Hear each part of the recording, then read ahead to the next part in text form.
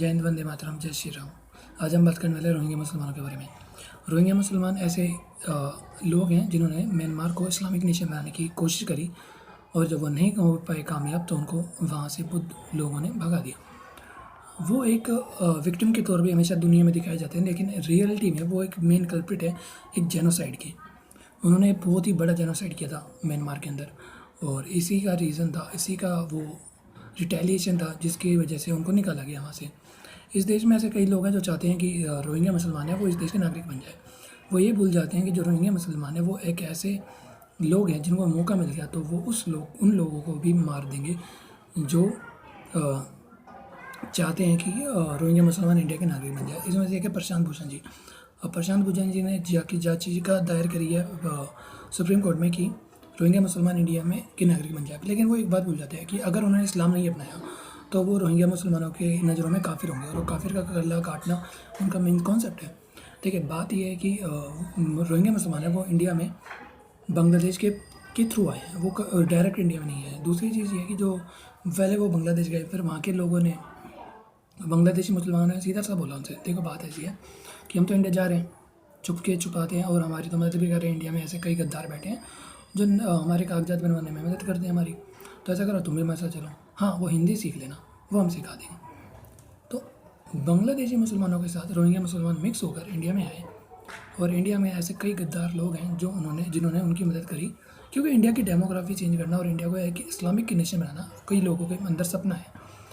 गजवा हिंद उनमें से एक ही कॉन्सेप्ट है और एक तरीके डॉक्ट्रिन है जो इन चीज़ों को एक तरीके से बूस्टअप देती है और वो एक आइडिया ऑफ इस्लाम है और जैसे कह सकते हैं जो पाकिस्तान और बांग्लादेश और आसपास के रीजन के मुस्लिम नेशन को एक तरीके से उम्मीद देता है कि जब तक गजवा हिंद नहीं होगा तो जब तक तो क़यामत का दिन आएगा नहीं।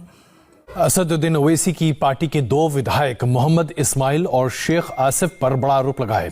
दोनों विधायकों पर बांग्लादेशी घुसपैठियों के लिए फर्जी कागजात बनवाने का आरोप लगा है। ये लोग फर्जी कागजात के लिए अपने लेटर हेड का इस्तेमाल किया करते थे। जिन विधायकों के लेटर हेड मिले हैं वो हैं AIMIM के मोहम्मद इस्माइल और शेख आसिफ। सूत्रों के आधार पर मिली जानकारी के मुताबिक 5 और विधायक भी इस पूरे मामले में शामिल हो सकते हैं। अजय जी, देखिए, इस पूरे मामले का खुलासा तब हुआ जब 2 बांग्लादेशी नागरिकों को मुंबई के साकिनाका इलाके से गिरफ्तार किया गया। पुलिस को जानकारी मिली थी कि वो बांग्लादेशी हैं और अवैध तरीके से मुंबई में रह रहे हैं, लेकिन जब इनके पास से जो कागजात मिले उनको वेरीफाई करने का काम शुरू किया। पुलिस ने उनके मोबाइल फोन को जब खंगाला तो पता चला कि वो रेगुलर बांग्लादेश में उनके रिश्तेदारों से बात करते थे। पूछताछ में उन्होंने खुद के बांग्लादेशी होने की बात कबूली।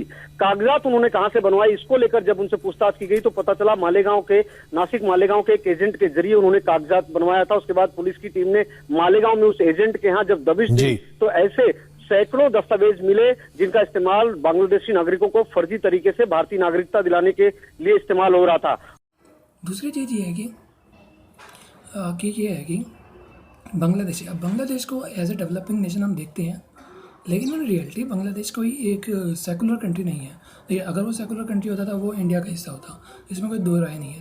दूसरी बात, जब 1947 में देश बना तो बांग्लादेश जो बना है, देखिए वो एक अलग बात है कि वो 71 में बना क्योंकि हमने पाकिस्तान के 2 टुकड़े कर दिए थे। लेकिन बात यह है कि अगर हम देखा जाए तो सपोज कीजिए अगर वो हिस्सा जो बना था वो उसमें मुसलमानों के नाम पे बना था। आज अगर हम नाम देखें तो Islamic Republic of Pakistan, Islamic Republic of Bangladesh, ठीक है। और बांग्लादेश में सीधी बात है सेकुलर कंट्री नहीं है, ठीक है। उसमें 20% हिंदू के पॉपुलेशन हुआ करते थे एक टाइम पर, और आज 2% भी नहीं है। तो अगर इतने सेकुलर कंट्री होती तो वो आज वहाँ पर ऐसा क्यों नहीं है? मतलब 20% से 2% रिड्यूस हो गई और किसी को कान खबर नहीं, क्योंकि वहाँ की जो न्यूज़ है वो दबा दी जाती है। वहाँ के कई ऐसे लोग हैं जो आए वहाँ से भाग के भी आए और बांग्लादेश में हिंदुओं का जो सज हो रहा है वो बिल्कुल सेम है जो पाकिस्तान में हो रहा है।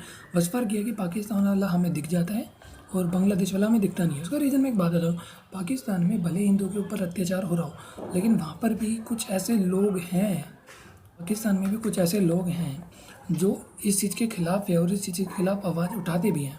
लेकिन हम बांग्लादेश की तरफ देखा जाए तो बांग्लादेश का हर एक नागरिक वो रेडिकल है और उसका एक ही मकसद है कि इंडिया को ऐसे इस्लामिक नेशन बनाना।